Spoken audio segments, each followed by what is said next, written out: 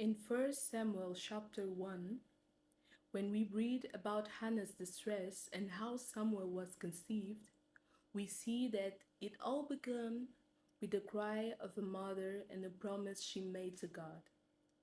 Hannah said very clearly, Lord, if you hear the cry of your servant, this child will be dedicated to you.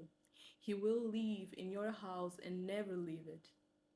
We all have desires, and it's natural for our hearts to long for things. Many times, God fulfills the desires of our hearts, the aspirations we carry, and the dreams we have. But there is such a grace, truth, peace, and understanding of who God is in Hannah's attitude at the moment of affliction. In the midst of her pain, when all she wanted was a child, she said, God, if you give me this son, he will not even stay with me. He will be yours. He will serve you. He will worship you.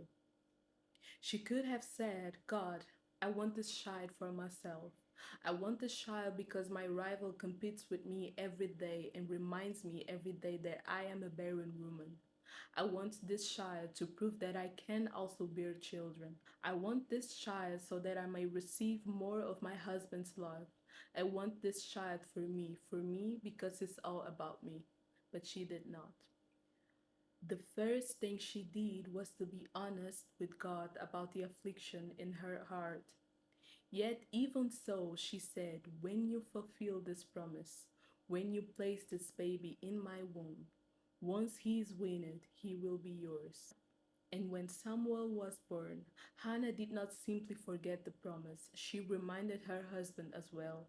We will win this child, and then we'll take him to the temple, because that is where he belongs. This son was given to me by God, but he doesn't belong to me. He belongs to the Lord. These are the acts of faith, the steps of faith that may seem small and insignificant, yet they change entire stories. It is the understanding that life is not about us, it's about God. Even the things entrusted into our hands must not become idols in our hearts. We cannot cling to them as if they belong to us. We are stewards of what God places in our care. We may rejoice, we may be honored, and many good things may happen to us, but it's still about God. It is still about glorifying His name, because there is no other way. Every other path leads to destruction. If Hannah had said, I want this child for myself,